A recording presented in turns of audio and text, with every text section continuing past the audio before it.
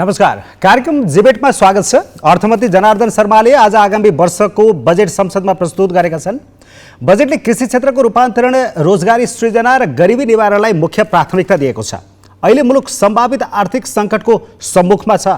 सरकारले आयात नियन्त्रणका लागि विभिन्न कदम चाले पनि वैदेशिक मुद्राको सञ्चित घटिरहेको छ। तरलता अभाव हुँदा ब्याङ्कहरूले ऋण दिन सकिरहेका छैनन्। मुद्रास्फीति 7% हाराहारी पुगेको भनिएको छ। तर केही क्षेत्रमा उपभोक्ताले 38%सम्म बेहोरिरहेका छन्। के आजको बजेट यो सङ्कटलाई पार लगाउने किसिमको छ? महँगीबाट आम नागरिकले राहत पाउलान्? यसै वर्ष सरकारले सङ्घीय संसद र प्रदेश सभाको निर्वाचन पनि गर्नुपर्नेछ। निर्वाचनको सम्मुखमा आएको यो बजेट वितरणमुखी र लोकप्रियतावादी मात्रै त छैन। आजको जिबेटमा हामी यिनै प्रश्नहरूमा केन्द्रित रहेर छलफल गर्नेछौँ र हामीसँग हुनुहुन्छ पूर्व अर्थमन्त्री युवराज खतिवडा। स्वागत छ यहाँलाई। धन्यवाद। अब पूर्व अर्थमन्त्रीको नाताले आज आएको बजेटका सबैभन्दा पहिला राम्रा कुराहरू के हुन्? राम्रो पक्ष के हो? बजेटको राम्रो पक्ष भनेको के हो भने अघिल्लो सरकारले सुरु गरेका, अघिल्लो सरकारले निरन्तरता दिएका कतिपय कामलाई यो सरकारले पनि निरन्तरता दिएको छ। हामी जीवनचक्रमा आधारित सामाजिक सुरक्षा भन्थ्यौँ, हामी कृषिको रूपान्तरण हामी पनि भन्थ्यौँ, सामाजिक सुरक्षामा आधारित, योगदानमा आधारित सामाजिक सुरक्षा हामी पनि भन्थ्यौँ, भनिआएकै हो।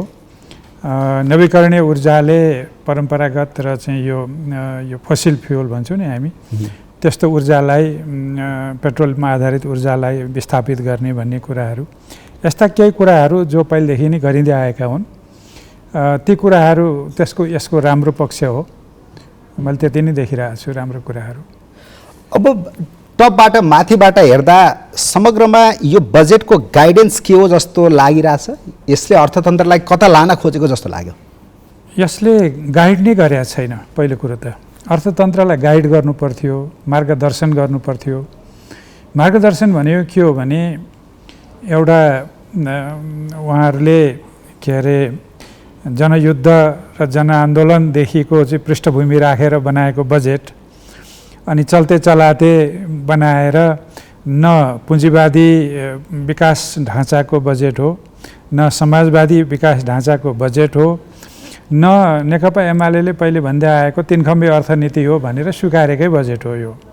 त्यसो हुनाले मैले त गाइडै देखिनँ, पहिलो कुरा। दोस्रो कुरा, बजेटको सिद्धान्त र प्राथमिकता, नीति कार्यक्रम, अनि बजेटमा आइपुग्दाखेरि आर्थिक सङ्कट उन्मुख हामी अर्थव्यवस्थामा छौँ, त्यो कुरो सत्ता पक्षकै सांसदहरूले, संसदमै मन्त्रीहरूले समेत स्वीकारेको कुरा हो। त्यसो हुँदा अहिलेको समस्या भनेको हाम्रो अर्थतन्त्रको तत्कालीन चुनौती र समस्यालाई, हामीले सङ्कट उन्मुख समस्यालाई समयमा हल गर्ने गरी अपफ्रन्ट एड्रेस गरेर जानुपर्ने हो नि। तर 5 वर्षमा यसो गर्छौँ, 3 वर्षमा यसो गर्छौँ, 2 वर्षमा यसो गर्छौँ भनिरहँदा साउन 1 गतेबाट मङ्सिरभरिमा यो सरकारको आयु त मैले त 5 महिनै देखिया हो।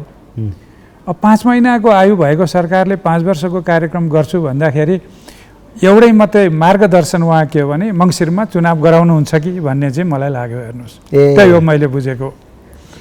चुनाव गराउने अवस्था चाहिँ देखियो यो बजेटबाट। गराउनु होला जस्तो लाग्यो। किन त्यो पपुलर खालका कुराहरू कसलाई पो बाँड्न छोड्नु भएको छ र? उमेर घटाउनु भयो, सामाजिक सुरक्षा, वृद्ध भत्ताको, कर्मचारीको तलब बढाइदिनु भयो, यहाँ अनुदान दिने, त्यहाँ अनुदान दिने, यहाँ छुट दिने। कोभिडको समस्या हल भयो, त्यसकारण आर्थिक वृद्धि चाहिँ 6% नजिक पुग्दैछ, अर्थव्यवस्था चलायमान भयो, गतिशील भयो, सबै ट्र्याकमा आयो भनिरहनु भएको छ। अनि छुटको कुरा गरिरहनु भएको छ।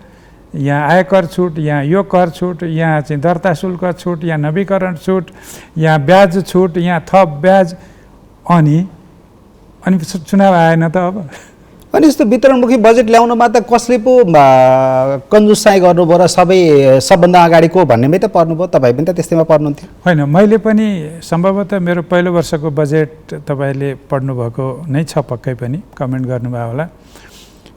त्यो बजेट मैले तत्कालीन यथार्थलाई ध्यानमा राखेर बनाएको थिएँ। दोस्रो वर्षको बजेटमा वितरणमुखी त होइन, त्यो सामाजिक सुरक्षा भत्ता 1000 बढाएको न हो, अरू त केही पनि थिएन। अब त्यसपछिको तेस्रो वर्षको बजेट त कोभिडको बिचको बजेट थियो। मैले त बजेटको आकारै घटाएर पेश गरेँ नि त।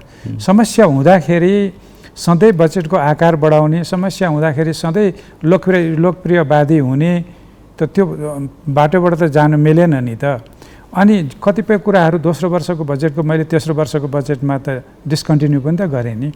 अप्ठ्यारो स्थितिमा त हामीले अलिकति किफायती पनि हुनुपर्छ, अलिकति पेटी बाँध्नुपर्छ होइन र?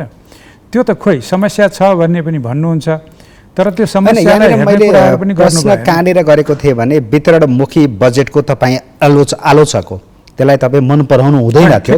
ठिक्कको वितरण तर पनि तपाईँलाई पनि अप्ठ्यारै परेको देखियो कि वितरणमुखी बजेट नल्याएसम्म टिक्नै गाह्रो हुन्छ कि क्या हो? होइन, यस्तो हुन्छ। राज्यको भूमिका चाहिँ उत्पादनका शक्तिहरूको विकास गर्ने र भएको आयलाई न्यायिक रूपले वितरण गर्ने पनि हो। तर त्यो न्यायिक वितरण गर्दाखेरि कसलाई वितरणको आवश्यकता छ? बाटो त्यो हो नि, होइन? अघि मैले सुरु गरेको सामाजिक सुरक्षा भत्तै अहिले वितरण चाहिँ सबैलाई 68 वर्ष माथिकालाई त्यो सामाजिक सुरक्षाको खाँचो हो कि खास निश्चित वर्ग, क्षेत्र, लिङ्ग, समुदाय र शारीरिक अवस्था भएकोलाई मात्रै खाँचो हो, या यति धेरै करका छुटहरू कोभिडबाट प्रभावित भएका अप्ठ्यारोमा परेकालाई मात्रै हो कि सबैलाई हो? यसरी राज्यले वितरण गर्दा छुट्याउन सक्नु पर्यो नि त। नछुट्याए चाहिँ एकदमै आँखा चिम्लेर दौडिनु त भएन नि। मेरो कुरा त्यहाँनिर हो। वितरण त हुन्छ, राज्यको काम भूमिका हो त्यो, तर त्यो भूमिका चाहिँ न्यायपूर्ण ढङ्गले जसलाई न्यायपूर्ण ढङ्गले दिन सकिएको छैन, उत्पादनमा जोडिएको छैन, आयमा उसले त्यो लाभ पाउन सकेको छैन, उसलाई चाहिँ दिने हो क्या। यो ब्ल्याङ्केट एप्रोचले होइन। मेरो कुरा त्यति हो। अब यो 68 वर्षको आयो फेरि वृद्ध भत्ता, यसमा तपाईँको छोटो टिप्पणी के हो? मेरो पहिलो टिप्पणी के हो भने जुन बेला वृद्ध भत्ता सुरु गरियो 2051 सालमा नेपालीको औसत आयु 58 वर्ष थियो र 75 वर्ष माथिकोलाई थियो। राज्यले वृद्धलाई हेर्नुपर्छ है, सम्झिनुपर्छ है भन्ने एउटा सङ्केतको रूपमा त्यो गरे हो। त्यतिखेर भोट ब्याङ्क या यति मतदाता यो ब्र्याकेटमा छन्, यो चाहिँ उमेर समूहमा छन्, यति भोट आउला भनेर हिसाब गरिएको होइन नि। 75 वर्ष माथिका बुढाबुढी त्यतिखेर धेरै त भोट हाल्न जान सक्ने स्थिति पनि हुन्थेन होला। त्यस्तो बेला राज्यले सम्झेर दिएको कुरालाई अहिले भोट ब्याङ्कको रूपमा प्रयोग गरिनु, त्यसमा पनि आर्थिक समस्या अप्ठ्यारोमा परेको बेला र राज्यका प्राथमिकताहरू त्यो समस्या हल गर्नेतर्फ जाने बेलामा र निर्वाचनमा यही कुरो चाहिँ सरकारमा बसेका पार्टीहरूले आफ्नो घोषणापत्रमा राखेर जनताबाट अनुमोदित गराएर कर दिने र अनुदान दिने कुरालाई निर्वाचनबाट जनताबाट अनुमोदित गराएर लिएर आउनुपर्छ।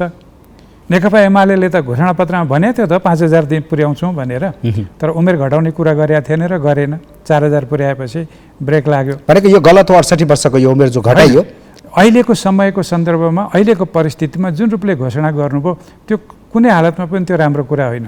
उहाँहरूले यसलाई के गर्नु पर्थ्यो भने उपयुक्त समयमा राजस्वको स्रोत राम्रो भएको बेला र अन्य विभिन्न प्रकारले लक्षित समूहले त्यो 68 त होइन 60 वर्ष माथिकोलाई पनि त हामीले दिएका छौँ नि, दिनु पनि पर्छ, तर लक्षित वर्ग छानेर त्यसको आधारबाट दिनुपर्छ। राज्यले सुरक्षा दिने कुरा त त्यो हो नि। यो ब्ल्याङ्केट एप्रोचबाट जाँदाखेरि मानुस भोलि अर्को सरकार आयो त्यसले 65 गर्यो भने के हामी यसैमा यही उमेरमै हामी लडाइँ गरिराख्ने राजनीतिक लडाइँ? तर तपाईँको लडाइँ पनि फरक फरक देखिन्छ। कसैले पैसा बढाइदिन्छु भन्नुहुन्छ, कसैले उमेर घटाइदिन्छु भन्छ। होइन, 5000 सामाजिक सुरक्षाको कुरा, 5000 भत्ता 5 वर्षमा बढाउने तत्कालीन एमालेको निर्वाचनको घोषणापत्र थियो। जनताले अनुमोदित गरेको घोषणापत्रले चुनाव जितेर आएको थियो। 4000सम्म उसले पुर्यायो। त्यसमा पनि 5000 पुर्याउन कोभिडको कारणले सम्भव भएन। उमेर घटाउने कुरा गरेका थिएन, त्यसकारण गरेन। अहिले उहाँहरूले उमेर घटाउने गरी चुनावको घोषणापत्रमा कहीँ लेख्नु भएको थियो र? मलाई त त्यस्तो लाग्दैन। होइन, अनुमोदित कुरा त होइन नि यो त। ठिक छ। अनि अर्को अनि 2 वर्ष उमेर समूहकाले पनि भोट हाल्छन् कि भन्ने हो भने त्यो पनि गलत हो। अहिले नेपालीहरू अलि सचेत भइसके भन्ने त अहिले स्थानीय निर्वाचनले पनि देखाइसकेन र? अब यो हामीलाई नै यो खरिदै गर्न लागेको त होइन भनेर चाहिँ भोटरले भन्यो भने के प्रतिक्रिया हुन्छ त्यसको? चुनावको मुखमा ठ्याक्कै अगाडि अनि अहिले यो देखिने गरी लाजै मर्दो गरी के गरेको त यो? पहिले त्यत्रो विरोध गरेको, आमा 51-52मा त हाम्रो त कानै पाके हेर्नुहोस्। अनि अहिले 28 वर्षपछि 75 वर्षको उमेरलाई 68 झार्दाखेरि अनि यो के कसरी यो जस्टिफाइड हुन्छ क्या? अब यो अहिले देखेको समस्यामा अघि पनि मैले भने मेरो ओपनिङमा वैदेशिक मुद्रा सञ्चितको कमी छ, तरलता अभाव छ, ब्याङ्कहरूमा मुद्रास्फीति बढ्दो छ महँगी बढिरहेछ, व्यापार घाटा छ, यी कुराहरूलाई कतै पनि बजेटले सम्बोधन गरेन? यी समस्याहरूलाई बजेटले देखेन? भन्न खोजेको छ तर के भने सङ्गतिपूर्ण भएन। जस्तो उदाहरणको लागि अहिले सुरुमै भने छ आयात धेरै भयो भनेर, आयात प्रतिस्थापन गर्नलाई कृषिमा हामी के काम गर्छौँ भनेर उहाँहरूले बजेटमा भन्नुभएको छ। तर कृषिमा दिएका अनुदानहरू, कृषि कार्यमा गएको ब्याङ्कको ऋणहरूको दुरुपयोग भएको त तपाईँहरूले नि व्यापक प्रचार प्रसारकै रूपमा आइरहेकै छ नि, पहिलो कुरा यो। त्यसैले नियत के हो, यो अनुदानको रूपमा हामीले फेरि एक थरी चाहिँ भोट ब्याङ्कलाई नै लक्षित गर्न खोजेको हो कि भन्ने कुराहरू एउटा भयो। दोस्रो कुरा चाहिँ आयातलाई हामीले निरुत्साहित गर्छौँ र चाहिँ अलिकति राजस्वमा हामीले चाहिँ कम्प्रोमाइज गर्छौँ भने त बजेटमा चाहिँ स्रोतको जुन व्यवस्था गर्न खोजिएको छ राजस्वको, त्यो राजस्व कहाँबाट आउँछ? धेरै ठुलो चाहिँ हाम्रो राजस्वको स्रोत भने त सवारी साधन हो, पेट्रोलियम पदार्थ हो। अनि पेट्रोलियम पदार्थलाई नि हामीले डिस्करेज गर्नुपर्ने छ। सरकारले किन कर घटाएन पेट्रोलियम पदार्थको, मलाई अचम्म लागिरहेछ। यो गर्नु पर्थ्यो, किनभने पछिल्लो चरणमा हाम्रो चाहिँ अन्तर्राष्ट्रिय बजारको भाउ स्थिर छ। दोस्रो कुरो, भारतमा नेपालमा भन्दा भारतमा विद्युत पेट्रोलियम पदार्थ असाध्यै महँगो हुन्छ, त्यसकारण चोरी निकासी हुन्छ भन्ने हिसाबले मात्रै बढाउँदै लगिएको थियो कर। अहिले त भारतमा पनि सस्तो भइसक्यो, कर पनि घटाइसक्यो। र यदि पेट्रोलियमको कर उहाँहरूले अहिले प्रशासनिक निर्णयबाट पनि घटाउन सक्नुहुन्छ, त्यो घटाउनु भयो भने त त्यो कर पनि घट्दैछ। अनि अरू आयात पनि कटौती गर्नुपर्ने अवस्था छ, राजस्वको अनुमा पुग्दैन। अनि उहाँहरूले जत्रो बजेट चाहिँ जति कार्यक्रमहरू त्यहाँ राख्नु भएको छ नि, सबै कार्यक्रमहरू अन्डर फन्डेड छन्। हेर्नुहोस्, सबै अन्डर फन्डेड छन्, कुनैमा पनि पैसा पुग्दैन। अनि पैसा पुग्दैन, करिब 18 खर्बको बजेट बनाउनु भएको छ। उहाँहरूको दिमागमा चाहिँ के छ भने 13-14 खर्बै खर्च हुने हो, पुगिहाल्छ नि। अहिले बोल्नलाई बोलिदिउँ भनेको भए बेग्लै कुरा हो।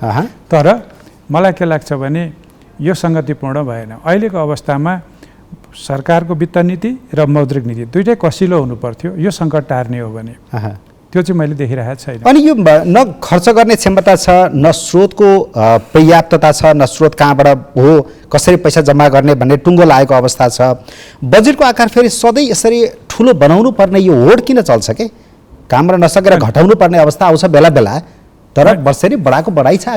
बजेटको आकार बढ्ने कारण चाहिँ सामान्य रूपमा हेर्ने हो भने दुईटा कारणले बजेटको आकार बढ्छ। एउटा स्रोतै बढ्यो, मानिलिनुहोस् राजस्व प्रशस्त उठ्ने भयो। अर्को दात्री निकायहरूसँग चाहिँ धेरै सहायताको प्रतिबद्धता आयो, चाहिँ स्रोत बढ्ने भएपछि त खर्चको आकार पनि बढ्ने भयो। त्यो अवस्था दुइटै छैन। एउटा त स्रोतको अवस्थाबाट भयो। खर्चको अवस्थामा के हुन्छ भने हाम्रो आर्थिक वृद्धि हामीले 5-6%, 7% कतिको आर्थिक वृद्धि भन्छौँ, र हामीले मुद्रास्फीतिलाई पनि समायोजन गरेर आर्थिक वृद्धि र मुद्रास्फीतिलाई हेरेर जस्तो भनौँ 6% को आर्थिक वृद्धि र 6% को चाहिँ तपाईँको मुद्रास्फीति अनुमान गरेका छौँ भने अघिल्लो वर्षको तुलनामा आर्थिक वृद्धिलाई धान्ने गरी र यथार्थ रूपमा खर्च अघिल्लो वर्षको रूपमा कम नहोस् भन्नको लागि 12%ले त्यो बढाउन सकिन्छ। तर त्यो कुनबाट? अघिल्लो वर्षको संशोधित अनुमानबाट। अनुमान टु अनुमान होइन, हाम्रा धेरै बजेटहरू चाहिँ अनुमानबाट अनुमानमा जान्छौँ। त्यो अनुमान टु अनुमान जाने कुरो चाहिँ आयोजना कार्यक्रम मन्त्रालयको दबाब थ्याक्न नसकेर, प्र्याक्टिकल कुरा गरेँ मैले, त्यो मन्त्रालयहरूको दबाब र नयाँ कार्यक्रम हाल्नुपर्ने राजनीतिक दबाब थ्याक्न नसकेर हुने हुन्। तर अहिले त अब उहाँहरू शक्तिशाली हुनुहुन्छ, पावरफुल मन्त्री हुनुहुन्छ, उहाँलाई त कसले दबाब दियो होला र, होइन? अनि यो 17 खर्ब 93 अर्बको बजेट ठिक थियो? यो अहिले जरुरी थिएन। अहिले मैले अघि सुरुमै भने नि, आर्थिक सङ्कटको बेला सरकारको बजेट र मौद्रिक नीति दुइटै कसिलो हुनुपर्छ। कति जति हुनु पर्थ्यो अहिले? होइन, मैले भने यो चालु वर्षको संशोधित अनुमान जुन हो, संशोधित अनुमानबाट बढीमा 15% हो। यो अनुमान टु अनुमान होइन। अब संशोधित अनुमान कति भन्नुभएको छ उहाँहरूले, अहिले अङ्क हेरौँला, होइन? अब करिब 85% खर्च हुने भन्नुभयो होला, होइन? अनि त्यसको चाहिँ 15%ले माथि जाँदाखेरि 16.5-17 खर्बको बजेट बढीमा आउनु पर्थ्यो। त्यति नै हो। ओके, अब यो आधारभूत कृषि उत्पादन, धान, तरकारी र फलफुलको आयात आगामी वर्ष गहुँ, मकै र यी कुराहरूमा पनि न्यूनतम 30% को कम गर्ने भन्ने कुरा आएको छ। यसमा आयातमा यी कुराहरू सही हुन्? कसरी गर्नु होला? भारतसँग को हाम्रो व्यापार सम्झौता जुन छ, सन्धि जुन छ, प्राथमिक वस्तुहरू चाहिँ हाम्रा भन्सार स्वतन्त्र रूपले आवत जावत गर्न पाउँछन्। हामीले कृषि सुधार शुल्क लगाएको थियौँ, पहिले 8-9% थियो, घटाउँदै घटाउँदै 5%मा झारिसके जस्तो लाग्छ। त्यो कृषि सुधार शुल्क पनि थप्न नसक्ने, अनि हामी सीमालाई रेगुलेट पनि गर्न नसक्ने, अनि उताबाट हुने निर्बाध हुने आयातलाई रोक्न नसक्ने कुराले अफिसियल तथ्याङ्कमा रोक्ने हो भने चोरी पैठारी हुन्छ। अनि घटायौँ भन्न त मिल्छ, तर बजारमा त तिनै वस्तुहरू हुन्छन्। हेर्नुहोस्, त्यसो हुनाले हामीले गर्ने के हो भने हामीसँग केही वस्तुहरूमा तुलनात्मक लाभ छ भारतसँग पनि कृषिमा। जस्तो मसिनो धान, त्यसमा हाम्रो तुलनात्मक लाभ छ। मकैमा तुलनात्मक लाभ हुनसक्छ, अलिकति हाइब्रिड र अलिकति प्रविधिमा जानुपर्छ हामीलाई। केही दुधजन्य र केही तरकारीजन्य वस्तु जुन मौसमी प्रकारका हुन्छन् त्यसमा हाम्रो तुलनात्मक लाभ छ। कतिपय मासुजन्य वस्तुहरूमा पनि त्यो लाभको क्षेत्र हेरेर हामी त्यो चाहिँ आयात गर्नु नपर्ने बनाउँथ्यौँ भनेको भए हुन्थ्यो। तुलनात्मक लाभ नहेरिकन हामी चाहिँ त्यो प्रशासनिक ढङ्गले 30% कटाउँछौँ भन्नुभएको छ, त्यो पार लाग्दैन। जो हाम्रो बोर्डरको यो सिस्टमले पनि सम्भव छैन, दिँदै जसरी पनि चोरी निकासी भएर पनि आउँछ यो। दिँदैन। अनि उच्च निर्यात सम्भावना भएका क्लिङ्कर, सिमेन्ट, स्टिल, फुटवेयर, प्रशोधित पानी तथा सूचना प्रविधिमा आधारित सेवा, बिजनेस प्रोसेसिङ, आउटसोर्सिङ जस्ता सेवाहरू पहिचान गरी त्यसको निर्यातमा 8% नगद अनुदान दिने पनि भनियो। गजब कुरा। त्यो 8% नगद अनुदान दिनलाई कोबाट चाहिँ राजस्व उठाउनुहुन्छ अर्थमन्त्रीजीले? मैले यो बुझिरहेको छैन। जोबाट कर उठाएर राज्य चलाउनु पर्ने त्यही अनुदान दिने कुरा गर्दै हुनुहुन्छ। निर्यातको कुरा रह्यो। अब 12-15% मूल्य वृद्धि गर्ने उद्योगहरूले, सिमेन्टको कुरा मैले गरिनँ, 12देखि 15% मूल्य वृद्धि गर्ने वस्तुहरूमा हामीले 8% चाहिँ अनुदानै दिएर निर्यात गर्ने हो भने अनि मुलुक खोक्रो नभएर के हुन्छ? त्यसो हुनाले मुख्य कुरो के हो भने कति प्रतिशत मूल्य वृद्धि हुने? जस्तो मै अर्थमन्त्री हुँदा पनि 50% भन्दा बढी मूल्य वृद्धि हुने वस्तुहरूलाई 5% नगद अनुदान दिने निर्यातमा भनेर मैले पनि भने हौ। तर त्यो मूल्य वृद्धिले रोजगारी बढाउँछ, त्यसले आफ्नो आन्तरिक स्रोतहरूको परिचालन गर्छ। आयातित कच्चा पदार्थ ल्याउनु छ, 10-12%ले मूल्य वृद्धि गर्नु छ, अनि निर्यात गर्दा फेरि अनुदान दिनु छ, अनि यो त राज्य डुब्ने कुरा भयो नि। त्यसैले यो वस्तुको छनौट राम्रो भएन, पहिलो कुरा। दोस्रो कुरो, आर्थिक अवस्था कमजोर भएको बेला निर्यातमा त अरू प्रोत्साहन दिनुपर्छ। अरू लागत छन् नि त निर्यातमा, जस्तो प्रशासनिक खर्चहरू छन्, निर्यातको एकद्वार प्रणाली हामीले राम्रोसँग लागू गरेका छैन, प्रशासनिक झन्झटहरू छन्, ट्रान्सपोर्टेसनमा सिन्डिकेसन छ, अनि यस्ता कुराहरू पो मिलाइदिनु पर्थ्यो। र उहाँहरूको 5% जति त त्यो कारोबार खर्च, ट्रान्जेक्सन कस्ट भन्छौँ नि हामी, त्यो चाहिँ घटाउनु पर्थ्यो। अनि वित्तीय दायित्व थप्ने जहाँ पनि यता पनि थपेको छ, उता पनि थपेको छ, दानवीरले जस्तो बाँडेको छ, कसरी हुन्छ? अनि यहाँनिर अब यो बजेट आउनुभन्दा अगाडिकै अर्थतन्त्रको अवस्था जो अहिले पनि विद्यमान छ, सङ्कटोन्मुख छ भनेर हामी भनिरहेछौँ, तपाईँले चर्चा गरिरहनु भएको छ। पूर्व अर्थमन्त्रीले श्रीलङ्का जस्तो बन्छ कि देश भनेर सबैले चिन्ता गरिरहेको अवस्था छ। यो बिचमा बजेट आयो, यहाँनिर आशा गर्ने ठाउँ छ कि छैन भनिरहँदा तपाईँले भने जस्ता ठुलो आकारको बजेट ल्याएको छ, यसले त वैदेशिक ऋणको चाप पनि पर्ने होला। अब त झन् अप्ठ्यारोमा पर्ने पो स्थिति आयो क्या, के हो? होइन, वैदेशिक ऋणको चाप चाहिँ, वैदेशिक ऋणको चाहिँ अनुमान त्यति ठुलो होइन है, त्यो कुरो चाहिँ मान्नुपर्छ। र यो 2.5-3 खर्बको वैदेशिक ऋण भनेको, तर मुख्य कुरो के हो भने त्यसको आधा मात्रै खर्च हुन्छ। तपाईँ यसमा ढुक्क हुनुहोस् है। पहिलो कुरा त्यही गर्नुहोस्, किनभने अब मिलेनियम च्यालेन्ज एकाउन्टको पैसा छ, अलिकति कति राख्नु भएको होला, त्यो त के खर्च गर्नु होला। अर्थमन्त्रीज्यूले नामै नलिकन ट्रान्समिसन लाइन बनाउने भन्नुभयो, खुसी लाग्यो क्या मलाई। अघि भन्नु पर्थ्यो मैले, त्यो MCA भन्न चाहिँ अलि लाज लाग्यो कि के हो। अनि सातमाटे हेटौडा भन्दै त्यो चाहिँ भन्नुभएको छ। गोरखपुर बुटवलको पनि ट्रान्समिसन लाइनको वाट एभर, तर त्यो बेला भाग्नु भएको त हो नि पेस गर्नुपर्दा। र युवराज खतिवडाले 3 वर्ष अगाडि संसदमा पेस गरेको त्यो चाहिँ प्रस्तावकै आधारबाट फेरि सरकारले किन पेस गर्दै? त्यति लाजमर्दो किन भएको? संसद सिद्धिएपछि, नयाँ संसद आएपछि मन्त्रीले आफ्नो प्रस्ताव लानु सक्नुहुन्थेन र? एउटा पासिङ रिमार्क। तर जिस्टमा के हो भने हामी श्रीलङ्काको बाटोमा जाने एउटा काम गरिदिएको भए अलि छिटो पुगिन्थ्यो भन्दै थिएँ म अघि। भ्यालु एडेड ट्याक्स पनि बरु 13बाट 8तिर झारिदिएको भए ठ्याक्कै हामी नजिक पुग्थ्यौँ क्या। श्रीलङ्काले त त्यही त गर्यो नि। उसका 10 लाख करदाताहरू एउटा करको छुटले कर प्रणालीबाट बाहिर भए। हेर्नुहोस्, जम्मा 16-17 लाख करदाता भएको मुलुकमा 10 लाखलाई एउटै निर्णयले बाहिर गरिदियो। अब यो अहिले निरन्तरको जुन छुट दिइरहेका छौँ हामीले बजेटबाट, त्यसले कति करदाता बाहिर जान्छन् यो विषयलाई हामीले हेर्नुपर्छ। तर योभन्दा बढी कुरा के हो भने करमा त भलै छुनु भएन, त्यो राम्रै कुरो भयो, अरू छुटले अप्ठ्यारो पार्छ। त मुख्य कुरो चाहिँ के हो भने त्यो श्रीलङ्काले सामाजिक सुरक्षाको नाममा, लोक कल्याणको नाममा चाहिने नचाहिने कामहरू त गर्दै गएको हो नि त 2019देखि नै, होइन? यो पनि फ्री, त्यो पनि फ्री, अनि सबै कुरा हामीले स्रोत बिना बाँड्दै जाने र कर बढाउने कुरा चाहिँ नगर्ने, करको दायरा बढाउने कुरा नगर्ने हो भने त ऋण बाहेक त अरू श्रीलङ्कै भयो नि त। यति धेरै समस्या छन्। हामी के श्रीलङ्काकै बाटोमा जाने स्थिति आयो यो बजेटबाट पनि? होइन, हामी त्यो बाटोमा हामी त्यसतर्फ जाने सङ्केत हामीले पाएका हौँ, त्यही कुरो भने हौँ। यही बजेटले आउँछ भनेर म अहिले आतङ्कित या कसैलाई सन्तासमा राख्न पनि चाहन्न। तर 2019 पछि नै जब तत्कालीन राजपक्षको सरकार आयो र चाहिँ उनीहरूले जस्तो घोषणापत्र सुरु गरे निर्वाचनको बेला र जसरी त्यो चाहिँ बजेट कार्यान्वयनमा ल्याए, त्यहीँबाट सङ्कट सुरु हुन्छ भन्ने त विश्वव्यापी रूपमा अनुमान गरिसकेको थियो नि। त्यसैले 2 देखि 2.5 वर्षको बिचमा उनीहरूको यो स्थिति आयो र जुन बेला श्रीलङ्काको सङ्कट सुरु भयो त्यो बेला ठ्याक्कै 9 अर्ब डलरै रिजर्भ थियो क्या। हाम्रो पनि 9 अर्ब डलरै छ अहिले। तर त्यो चाहिँ त्यो 2 वर्ष पनि नभए 2 अर्ब डलरमा झऱ्यो, अनि हुँदाहुँदै चाहिँ 2 दिनको आयात पनि धान्न नसक्ने अवस्थामा रिजर्भ पुग्यो। भनेपछि खस्न थालेपछि त छिटो खस्दो रहेछ नि। त्यो नहोस् भन्नको लागि अहिले हामी झन्डै 3 खर्ब रुपियाँ त रिजर्भ त लस गरिसक्यौँ त अहिले, होइन? 2.5 खर्ब जति त हाम्रो चाहिँ डलरमै घटिसक्यो 6 महिनाकै बिचमा। भने तपाईँले 2 वर्षको टाइम लाइन हेर्नुभयो भने कति हुन्छ हेर्नुहोस् त, 2.5-5 अनि जान्छ त, सिद्धिन्छ त फेरि।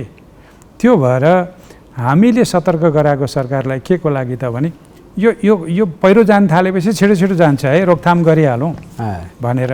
तर तर्साउन र हामी सङ्कटमा पसिसक्यौँ भनेर होइन, सतर्क गराउनलाई गरिएको। त्यसैले बजेटको आकार अलिकति संयमित भएर अब आउने मौद्रिक नीति पनि संयमित भएर म अहिलेदेखि नै भन्दैछु संयमित हुनुपर्ने बेला हो। होइन भने हामी भोलि नहोला तर अर्को वर्ष त हामी त्यो समस्यामा अझै गहिरोमा पुग्छौँ नि। अहिले मान्छेले पुस भन्ने थालेका छन्। पुससम्म हो, हेर्नुहोस्, पुसपछि त समस्या हुन्छ।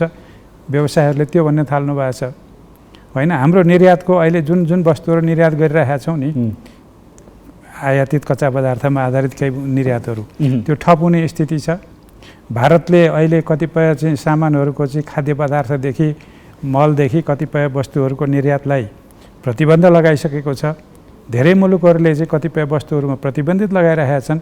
त्यस्तो अवस्थामा हाम्रो आत्मनिर्भरताको कुरा गर्दा हाम्रो खाद्य सुरक्षाको लागि हामी के गर्दैछौँ, बफर स्टक कसरी राख्दैछौँ, मूल्य हामी कसरी नियमित गर्दैछौँ, या हाम्रो चाहिँ अति आवश्यक वस्तुहरूको लागि सप्लाई चेन कसरी व्यवस्थित गर्दैछौँ, यिनी कुराहरू ठ्याक्कै टाइम आउनुभयो। तर बजेटले उत्पादनलाई विशेष जोड दिएको छ, एकदमै धेरै महत्त्वमा राखेको छ यसपटक। उत्पादन मात्रै भनिरहेछ, होइन? उत्पादन त उत्पादन कि, तर उत्पादनको साधनको कुरा गर्नुपर्छ यसमा। हामीले राज्यले दिएको अनुदानबाट मात्रै त उत्पादन बढेन हामीले देख्यौँ। कृषिमा 3 खर्ब अनुदानित ऋण गएको छ यो 3-4 वर्षको 5 वर्षको बिचमा।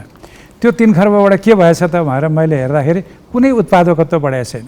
केही मात्रामा दुधको उत्पादन बढेको छ, केही मात्रामा मासुजन्य वस्तुको उत्पादन बढेको छ, अरू केही पनि भएको छैन। अब सरकारले, अघि एकजना मान्छेले कमेन्ट गरिरहेको मैले सुन्दै थिएँ कि कृषिमा हामीले परिवर्तनै गर्ने हो भने कृषिको उत्पादक साधन सबैभन्दा पहिलो शर्त भनेको जमिन हो। त्यो जमिन कसरी उपलब्ध गराउँछौँ? बाँचो जमिन खेती गर्न दिन्छौँ भने अहिले झन्डा गाडेर जमिन पाइन्छ? हिजोको जस्तो जनयुद्धको बेलाको जस्तो गएर झन्डा गाडेर कुनै जग्गा धनीको जमिन पाइन्छ अहिले? त्यसको त विधि हुनु पर्यो नि। त्यही विधि बसाउनलाई मेरो बजेटमा भूमि ब्याङ्कको अवधारणा ल्याएको।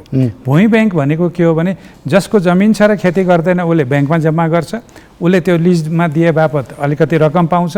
जसको जमिन छैन उसले भूमि ब्याङ्कबाट जमिन लिन्छ र उनीहरू ग्रुप मिल्यो भने प्लटिङ गरेर यन्त्रीकरण सहितको खेती गर्छन् र उनीहरूले फी बुझाउँछन् र त्यसको आधारबाट खेती हुन्छ। त्यो कानुनी संस्था हुन्छ। जमिनवालाको त्यो सम्पत्ति पनि सुरक्षित हुन्छ र लिनेले पनि शर्तसहित मात्रै त्यो जमिनको उपयोग गर्छ, कसैलाई पनि नोक्सानी हुँदैन। ठ्याक्कै ब्याङ्क निक्षेप लिएर कर्जा दिए जस्तै भूमि लिएर भूमि दिने, त्यसको शब्दसम्म पनि उच्चारण गर्नुभएको छैन उहाँहरूले। अब कसरी भूमि दिनुहुन्छ त, पहिलो कुरा। दोस्रो कुरो प्रविधिमा जेटिएको कुरा त गर्नुभएको छ, प्रत्येक वडामा दिने। मैले अहिले हेर्न बाँकी छ कृषिमा हाम्रो जेटिए उत्पादन कस्तो भइरहेछ, इन्टेक कस्तो भइरहेछ। कृषि विश्वविद्यालयहरूको भाव त्यहाँ त बवाल छ त अहिले। कृषि विश्वविद्यालयहरू त छाँटकाटमै चलिरहनु भएको छैन। सिटिबिटीबाट तालिम लिएको कृषि जेटिएहरूलाई त्यो फार्म पनि देखाइएको छैन, कृषिको फिल्डमा खुट्टा पनि टेकाइएको छैन। अनि प्रविधि कहाँबाट हस्तान्तरण हुन्छ र कृषिको नाममा ऋण लिएर यो व्हाइट कलरवाला त्यसमा सुधारने कुरा आएको छ। क्याम्पसमा पढ्दै गरेका विद्यार्थीले अनिवार्य रूपमा फिल्डमा गएर काम गर्नुपर्ने केही समय उनीहरूलाई अझ बढी प्र्याक्टिकल बनाउने, अझ बढी व्यावहारिक बनाउने भन्ने कुरा त आयो। ठिक छ, त्यो गर्नुभयो भने त राम्रो हो, त्यो गर्नुभयो भने राम्रो हो। तर त्यो त्यति सजिलो गरी कलेजहरूले लिएर जालान् जस्तो लाग्दैन। हामीले पनि, म अर्थमन्त्री हुँदा पनि स्वयंसेवकहरू राष्ट्रिय विकास सेवाको सन्दर्भमा जस्तो यो प्राविधिकहरू पठाउने भनेर भनिएको। तर के भने उनीहरूलाई कलेजले सपोर्ट गर्ने कुरो भयो भने राज्यसँग त्यति धेरै स्रोत भएन जसले उनीहरूलाई परिचालित गर्न सकियोस्। स्थानीय तहले गर्यो भने त्यो हुन्छ। हेर्नुहोस्, स्थानीय तहलाई हामीले अधिकार दिएर उहाँहरूबाट परिचालित हुने हदसम्म हुन्छ कि क्या हो भन्थेँ म। सङ्घबाट गरिने कुराहरू अनि त्यही ज्ञान केन्द्रबाटै गरिने कुराहरू, जिल्लामा भएका कार्यालयहरू अनि जिल्लामा भएका अनि त्यसमाथि चाहिँ हाम्रा प्रदेशमा भएका प्रसारण सेवाहरू, त्यस्तोबाट त कृषिको रूपान्तरण गर्न गाह्रो छ। अब सहकारीहरूले 50% चाहिँ कृषिको क्षेत्रमा लगाउनु पर्ने, यो धेरै धेरै ठाउँबाट उत्पादन भनिएको छ कि यसले कसैले पनि काम गर्दैन होइन। अब उत्पादनको शैली के हो? उत्पादनको शैली नियन्त्रित कमान्ड एन्ड कन्ट्रोलको हिजोको कम्युन जस्तो हो भने एउटा कुरो हो। जस्तो उहाँले श्रम सहकारी भनिरहनु भएको छ नि, त्यो कम्युन सिस्टमबाट चलाउन खोज्नु भएको हो भने र सबैलाई डन्डा लाएर खेतीमा लगाउने भने एउटा कुरो हो। होइन भने हाम्रा एक दुईवटा समस्याहरू छन् क्या। पहिलो समस्या हाम्रो के हो भने हामीले त्यो उत्पादनको साधनको जोसँग पहुँच छ र जो उत्पादन गर्न चाहन्छ त्यो लिङ्क गर्ने कुरो अझै पनि मिलेको छैन। मैले भूमिको कुरा गरिहालेँ। पुँजी जसलाई चाहिने हो त्यसले पाएको छैन, अर्कोले प्रयोग गरेर जग्गा प्लटिङ गरिरहेछ खेती गर्ने नाममा। प्रविधिको नाममा चाहिँ एक किसिमको प्रविधि पाएका मान्छेहरू छन्, तर कि त तिनीहरू बाहिर गएका छन्, वैदेशिक रोजगारीमा पठाउनलाई त्यत्रो धेरै ठुलो चाहिँ बजेट खर्च, सुशासनको कुरा गर्नुभएको छ। देशमै राखौँला युवालाई त भन्नुभएको छैन। श्रमशक्ति खोइ त, त्यो श्रमशक्ति यहीँ राखेर कृषिमा लगाउने कुरा गर्नु पर्दैन। यति वर्षभित्रमा वैदेशिक रोजगारीमा जाने प्रक्रियालाई हामी अन्त्य गर्छौँ भन्न त सक्नु पर्थ्यो होला नि। समाजवादमा जानुपर्ने अत्यन्त धेरै चासो रहने अर्थमन्त्रीले त विदेशमा युवालाई पठाएर त कसरी यहाँ उत्पादक शक्तिको विकास गर्नु होला र त्यो त मैले देखिनँ। फेरि तर अवसरहरू पायो भने त यही पनि त होला नि त, काम गर्न त लालाई होला, मान्छेहरू बस्लान् विदेशमा जालान्। ठिक छ, शङ्काको लाभ दिउँ न त यसमा। वार्षिक 30% रोजगारी बढाउने भन्ने कुरा आइरहेको छ। शङ्काको लाभ दिउँ न त, के भयो राम्रो हो रोजगारी बढ्यो भने त फेरि पनि त भेट हुन्छ नि हाम्रो छलफल गर्न। कृषकहरूलाई पेन्सनको व्यवस्था पनि आयो, गजब राम्रो होइन। अब सबैलाई बाँड्दै गए भइगयो नि। तर त्यो बाँड्ने कुरो राज्यको भनेको सरकार, अर्थ मन्त्रालय र त्यो मानेमा सरकार भनेको भान्से हो क्या। तौलोमा छ भने बाँड्ने हो, त्यहाँ हालेको त्यहाँ भाँडामा सामान छैन अनि बाँड्ने मान्छे मात्रै एकदम उदार भएर बाँडेर त हिँड्न सक्दैन। त्यसैले उसको स्रोत कहाँ हो? त्यो उसले करका दर बढाइराखेको छ कि, करको दायरा बढाइरहेको छ कि, नयाँ करदाता थपिराखेको छ कि, नयाँ स्रोत चाहिँ हाम्रो गैर कर राजस्वहरू बढाउने कुरा गरिरहेछ कि, राजस्व चुहावट रोक्ने कुराहरू गरिरहेछ कि होइन।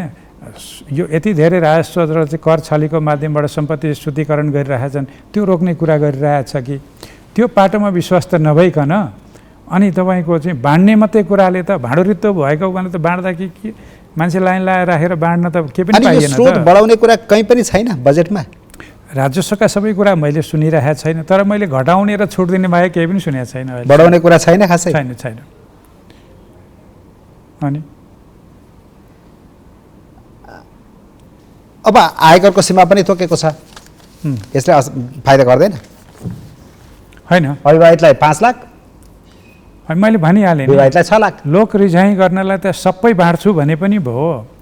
5 महिना राज्य गर्नु छ, मङ्सिरसम्म बस्नु छ जे भनिदिए पनि भयो नि, त्यसपछि आउनेले अर्को अर्थमन्त्री को आउँछ त्यो बिचराले अर्को श्वेतपत्र जारी गर्नुपर्ने हुन्छ। मैले त त्यही देखिरहेको छु। यति धेरै दायित्व थपिदिएर जाने अनि त्यसपछि चाहिँ यहाँ पनि पुगेन त्यहाँ पनि पुगेन। अनि भनेको उहाँहरू नै आउनुभयो भने पनि सम्हाल्न गाह्रो हुने स्थिति हुँदैछ। होइन, आउनुभयो भने त अब म त्यो त सम्भावनै देख्दिनँ, तर आउनुभयो भने पोलिटिकल कुरा भयो। पोलिटिकल कुरा भयो। तर के हो भने मुलुकको अर्थतन्त्र अप्ठ्यारोमा परेको बेला अरूले सबैले आफ्नो घाँस काटेर राज्य ढुकुटी बलियो बनाउनु पर्ने बेलामा यो वर्ष म तलबले हाम्रो तलब बढाउनु पर्दैन, जरुरी छैन भन्थे कर्मचारीहरू समस्यामा गाँजिएर, होइन, भात खान पाइँदैन कि चामल पाइँदैन कि औषधि पाइँदैन कि मुलुक सङ्कटमा छ बरु तलब नबढाए हुन्थ्यो, राज्य बलियो भए हुन्थ्यो भन्ने कर्मचारीहरू भेटेको छु मैले।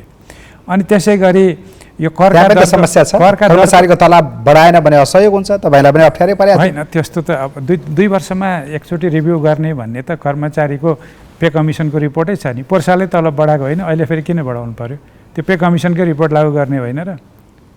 अनि सामान्यतः 2 वर्षमा बढाउँदाखेरि भत्तालाई तलबमा गाभेर जाने चलन पनि हुन्छ, त्यो पनि गरेको छैन। भत्ता कायम राखेर तलब बढाएको छ।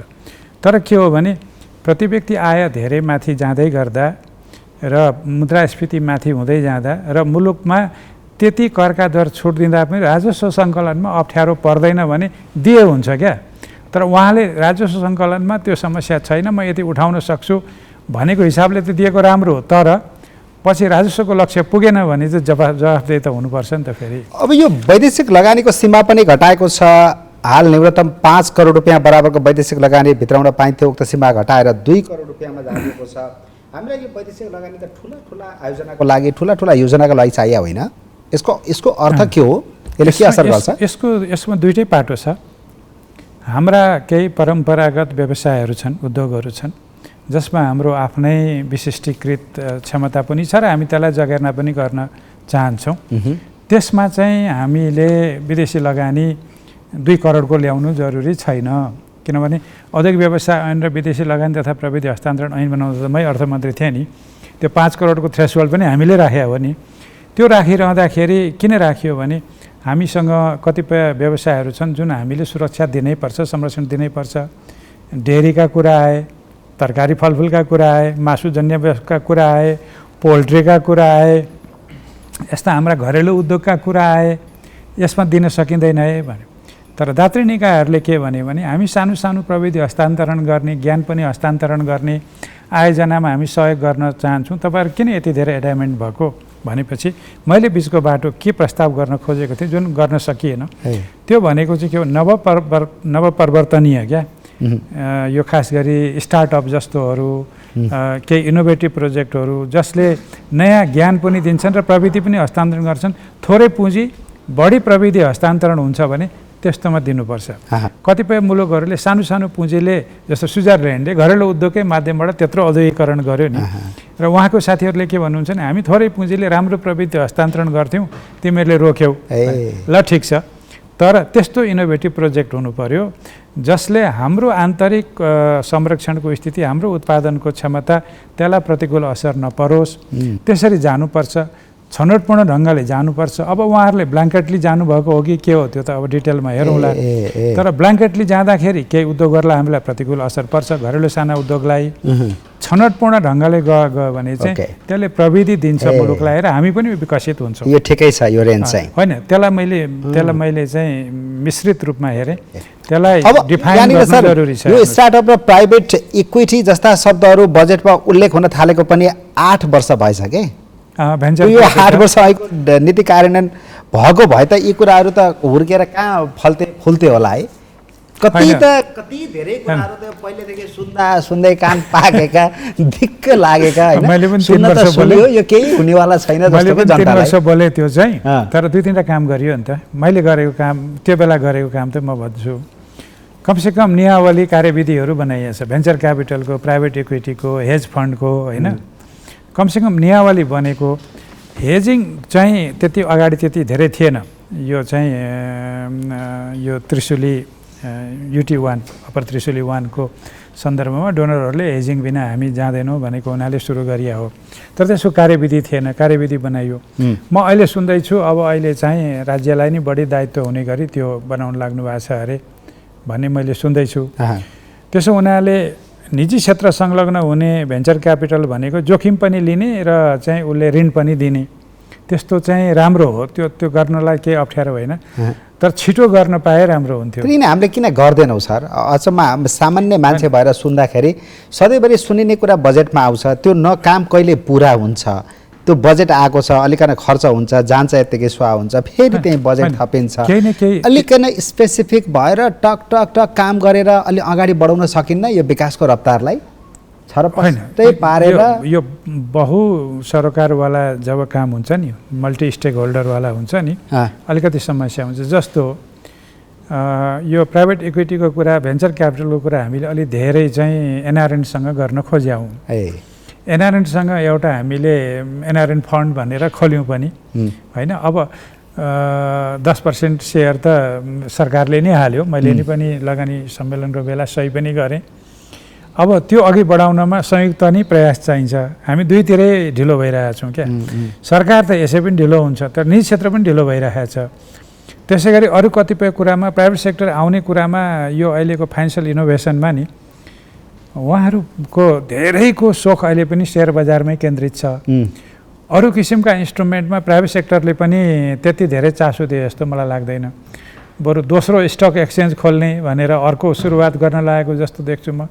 यो जब चाहिँ यति सानो फाइनेन्सियल मार्केट छ हाम्रो, अर्को दोस्रो स्टक एक्सचेन्ज किन चाहियो हो? बरु त्यसैको पुँजी चाहिँ सरकारको र राष्ट्र ब्याङ्कको पुँजी डाइभेस्ट गर्नुपर्ने हो, त्यसैलाई चाहिँ सेमी प्राइभेट बनाउनु पर्ने हो। हेर्नुहोस्, त्यसैले हाम्रो प्राथमिकता पनि कहिलेकाहीँ मिल्दैन। हेर्नुहोस्, अर्को कुरा यो 8% आर्थिक वृद्धिको लक्ष्य सम्भव छ देख्नुहुन्छ? 8 अर्को वर्ष 8%को आर्थिक वृद्धि सम्भव हुँदाखेरि हाम्रो विदेशी मुद्रा सञ्चिति आधा हुन्छ, स्ट्रेट फरवर्ड। किनभने 8%को आर्थिक वृद्धि हासिल गर्नलाई हामीले यति धेरै आयात गर्नुपर्छ नि। कृषिको वृद्धि भन्नुहोस्, 15 अर्बको त रासायनिक मलै ल्याउँदैछौँ हामी होइन। कृषि उपकरण ल्याउनु पर्यो, कृषि औजार ल्याउनु पर्यो, उद्योगको कच्चा पदार्थ ल्याउनु पर्यो, सेवा क्षेत्रका अधिकांश सामानहरू, निर्माण व्यवसायका सामानदेखि लिएर फाइनेन्सियल सिस्टमका सबै कुराहरू सबै आयात हुन्छन्। ल त्यसरी आयात हुँदाखेरि व्यापार घाटा कहाँ पुग्छ अनि विदेशी मुद्रा सञ्चिति कहाँ पुग्छ? त्यसैले लक्ष्य राखेर एकदम एग्रेसिभली 8%को आर्थिक वृद्धिमा जान खोज्यो भने पहिलो कुरो त हासिल हुँदैन। हासिल हुन खोज्यो भने बाह्य क्षेत्र धरापमा पर्छ। त्यसपछि अर्को वर्ष फेरि ल अब भएन, अब हामी अलि समयमित हौँ, 4%को आर्थिक वृद्धिको लक्ष्य राखेर जाउँ भन्ने स्थितिमा आइपुग्छौँ। यो मैले एउटा कुरो मात्रै जोड्छु, 8%को आर्थिक वृद्धि गर्नलाई हाम्रो निर्यात 5 खर्बको निर्यात हामी वर्षको गर्न सक्यौँ भने अलिकति ड्राइभ हुन्छ।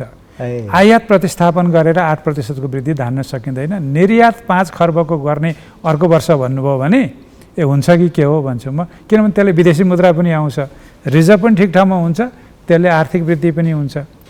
तर 5 खर्बको निर्यात गर्ने क्षमता हाम्रो छैन। 2 खर्ब पनि यो वर्ष पुग्ला नपुग्ला त्यो पनि धरापमा छ। सोयाबिन र चाहिँ पाम आयलको बजार खस्किँदैछ भारतमा। हेर्नुहोस्, त्यसो हुनाले स्ट्राटेजिकल्ली निर्यात प्रवर्धनको ठुलो फड्को नमारिकन उच्च आर्थिक वृद्धि हासिल गर्न सकिँदैन। आन्तरिक माग, आन्तरिक खपतले उच्च आर्थिक वृद्धि हुँदैन। अब अर्को एउटा तपाईँलाई आरोप पनि लाग्ने गर्छ नि, यो वैदेशिक लगानी भित्राउनमा तपाईँ पनि बेला बेला बाधक बन्नुभयो। डाङ्गोरे सिमेन्टलाई तपाईँले नै आउन दिनु भएन, 52 अर्ब जतिको लगानी यहाँ आउनेवाला थियो। कसले भन्यो? यस्तो पनि आरोप आउँछ नि फेरि, के हो यो? दाङकोटे त आएको हो नि। त्यही त, यो यहाँ बस्न सकेन होइन? त्यो त त्यसलाई माइन नदिएको, खानी नदिने त अर्थ मन्त्रालयले होइन नि। तपाईँ जोडिनुहुन्छ नि त्यसमा? जोडिन्न, त्यो विशुद्ध, त्यो मसँग जोडिने कुरा होइन। त्यो के हो भने उहाँहरूले जुन खानी लिन खोज्नुभयो त्यो खानी चाहिँ उद्योग विभागले आफैले प्रवर्धन गरेको, र उसले खानी प्रवर्धन गरेपछि उद्योग विभागले के गर्छ भने त्यो अक्सन गर्छ क्या, कसले बिड बढी गर्छ त्यो लिन्छ भन्ने। अनि उहाँहरू बिड पनि नगर्ने, त्यही खानी चाहिन्छ भन्ने क्या। अनि उद्योग मन्त्रालयले, तत्कालीन उद्योग मन्त्रीले यस्तो समस्या पर्यो भनेर अर्को खानी खोज्नुहोस् भएर उहाँहरूलाई भनेको त्यसपछि आउनु नभएको युवराज खतिवडाले चलखेल गरे सिमेन्ट उद्योग यहीँ पर्याप्त छ, किन चाहियो भनेर पनि त्यहाँ रोकियो भन्ने आरोप चाहिँ सही होइन? होइन होइन, मैले भनिहालेँ नि, त्यो माइनको विषयलाई लिएर भएको थियो। बरु एउटा कुरो चाहिँ हो, एउटा कुरो के हो भने हाम्रो सिमेन्ट उद्योगको क्षमता पूर्ण प्रयोग हुनु पर्यो पहिलो कुरा, र हामीले बढी उत्पादन गर्दा निर्यात गर्ने क्षमता हुनु पर्यो, प्रतिस्पर्धी हुनु पर्यो भनेको थियो। अहिले 8% अनुदान दिनुपर्छ भनेपछि त मैले त ठिकै भनेछु कि जस्तो पो लाग्न थाल्यो। 8% अनुदान दिएर निर्यात गर्नुपर्ने अवस्थामा सिमेन्ट आयो भने अनि हाम्रो क्षमता चाहिँ के रहेछ त? 8% को मार्जिनमा त बोर्डरमा ट्रेड पो हुन्छ त। ठिक छ, अब तपाईँलाई लागेको त्यो आरोपको छोटो जवाब दिइहाल्नुभयो। अलिकन अगाडि बढौँ। यो पूर्वाधारको क्षेत्रमा छुट्याइएको बजेट राखेका आयोजनाहरू तपाईँका जस्ता तिनी पालामा जस्तो ठुला ठुला सपनाहरू अलिक कम पऱ्यो कि अहिले? केही नयाँ पो आयो कि के लाग्यो? के आएनन्, होइन सबै आए, खुसी लाग्यो, चाहिँदो रहेछ नि त। रूपान्तरणकारी आयोजनाहरू गेम तपाईँहरूले दिए जस्तो प्राथमिकीकरण त अलि परेन कि यता अहिले? होइन, उहाँहरूले बजेटको सिद्धान्त, प्राथमिकता, नीति कार्यक्रम हेर्दाखेरि कृषि पछाडि यातायात राख्नु भएको छ, यातायात पूर्वाधार राख्नु भएको छ, गेम चेन्जर भनेर। अनि त्यो भनेको सडकै हो, रेलै हो, पानी जहाज हो। बरु एउटा कुरा उहाँहरूले कन्जुस्याइ गर्नुभयो बजेटमा, नीति कार्यक्रममा समेत। पानी जहाजमा आन्तरिक पानी जहाज भनेर यो कोशी गण्डकीमा मास्तिर मात्रै कुदाउने कुरो होइन नि। हामीले भारतसँग नेगोसिएट गरेर होइन, गङ्गा नदीको पानीमा चाहिँ पानी जहाजको चाहिँ हामीलाई इनल्यान्ड वाटरवेज दिनलाई भारत तयार भएको, त्यहाँ पूर्वाधार तयार भएको, त्यही अनुसार नेपालका पनि कतिपय ठाउँमा पूर्वाधार तयार गर्ने काम सुरु गरेको। अब यो चाहिँ तत्कालीन सरकारले भनेको हामी नभनौँ भनेर एउटा ठुलो अवसर गुमायौँ है अहिले हामीले। त्यो भयो भने त हाम्रो यातायात खर्च त अहिले भएकोको 1/4 आउँछ नि त। अनि जब भित्रको कुरा गर्ने हो भने हाम्रो पानी चाहिँ हाम्रो चाहिँ विन्टरमा 70% र चाहिँ फ्लासमा जाने पानी यसमा क्रस गर्न खोजेँ एकदम सामान्य तरिकाले, यो तपाईँलाई राख्दै होला कि खुसी पार्नलाई होइन, त्यो कामहरू त्यो बजेटमा राख्नुहोस् भनेर। त्यो यथार्थ हो। त्यतिखेर हामीले चाहिँ परराष्ट्र सम्बन्धकै विषयमा कुरा गर्दा भारतसँग नेगोसिएट गरेरै यसरी इनल्यान्ड वाटरवेजमा एक्सेस खोजेकै हौँ। नयाँ फास्ट ट्र्याकको कुरा आएको छ, याद गर्नुभयो? सुन्न पाउनुभयो कि पाउनु भएन? 1 घन्टामा चितवन पुग्ने गरी फास्ट ट्र्याकको अवधारणा आएको छ। चितवनलाई काठमाडौँ, बुटवल र पोखरासँग जोड्ने 3 द्रुत मार्ग बनाउने घोषणा आएको छ यहाँ। अब चितवनलाई बुटवल जोड्ने त अब त्यो राजमार्गकै भइगयो हो। अर्को कुरा चाहिँ म पनि लाइट कुरा गरौँ है त तपाईँसँग। हाम्रो माओवादी केन्द्रका अध्यक्ष पुष्पकमलको दाहालको बसाइ यहाँ छ, निर्वाचन क्षेत्र चितवन छ, अनि पोखरामा घर छ। त्यो भएर अलिक छिटो जानको लागि ट्रायङ्गुलर बाटो बनाउन खोज्नु भयो हो कि? अनि काठमाडौँ पोखराको त छँदैछ, हामीले नि बनाउन सुरु गराएको यो नागढुङ्गा मुङ्लिङ र मुङ्लिङबाट पोखरा। यो आवश्यक छैन भनेर भन्न सक्नुहुन्छ त? छैन, आवश्यक छैन। किनभने मुङ्लिङ नारायणघाटमा हामीले कति पैसा ऋण लिएर बाटो बनायौँ। नारायणघाटबाट के अरे मुङ्लिङबाट पोखरा चाहिँ 4 लेनको बन्दैछ हो। अनि हामी फास्ट ट्र्याक बनाउँदैछौँ। हेटौडा जाने बाटो छिटोभन्दा छिटो चाहिँ यो बुदुने साइडबाट हामी हेटौडा पुग्दैछौँ। चितवनको बाटो 4 लेनको हुँदैछ। र हामी सामान्यतः यतिसम्म भन्न सक्छौँ, खालि यो एउटा चाहिँ धादिङको एउटा पोइन्टबाट त्यो चेपाङ बस्ती हुँदै चेपाङ मार्ग भएर हामीले ट्र्याक खोल्न लागेका थियौँ नि, त्यहाँ एउटा बाटो बनाए अलिकति छिटो हुन्छ, कहिलेकाहीँ अब समय बाइपास हुन्थ्यो। एकदम क्विक कमेन्ट चाहन्छु। एउटा यो अदालतले नै फैसला गरिसकेको निजगढ विमानस्थलको कुरा पनि यहाँ बजेटमा इन्क्लुड भएको छ, यसमा तपाईँको टिप्पणी के छ? होइन, उहाँहरूले अदालतलाई निर्णय उल्टाउन सक्नु होला नि त, अब सक्नु पऱ्यो नि त। बजेटमा हालिसक्नुभयो, संसदले अनुमोदन गर्यो, संसदको एजेन्डा भइसक्यो, संसदीय सुप्रिमेसी हुन्छ होला नि त। अब त्यसमा तपाईँहरूको के हुन्छ भूमिका? होइन, निजगढ विमानस्थल हाम्रो 50-100 वर्षको विकासको रणनीतिको अङ्ग हो। विकास गर्दाखेरि उयो फास्ट ट्र्याक काट्दाखेरि, फास्ट ट्र्याक बनाउँदाखेरि कति रुख काटियो त्यसको चाहिँ हिसाब हुँदैन निजगढमा मात्रै। त्यसो हुनाले निजगढ दीर्घकालीन हाम्रो हवाई यातायातको विस्तारको लागि महत्त्वपूर्ण आयोजना हो। त्यसमा वातावरणीय पक्ष हेर्नुपर्छ, त्यसमा अरू पक्ष हेरेर काम गर्नुपर्छ। अदालतको यो फैसलाप्रति तपाईँको कमेन्ट के? यो ठिक थियो, बेठिक थियो? होइन, यो चाहिँ अदालतले आफ्नो कार्यक्षेत्र आफ्नो क्षेत्रभन्दा बाहिर गएर गरेको निर्णय हो। हस्, समय सकियो। अलि ढिलो पनि सुरु गरेको थियौँ, धेरै विषय त समेट्न सकिएन, जति यहाँ सम्भव भयो त्यति समेट्यौँ। समय दिनुभयो यसको लागि धेरै धन्यवाद छ। मेरो पनि धन्यवाद छ। हस्।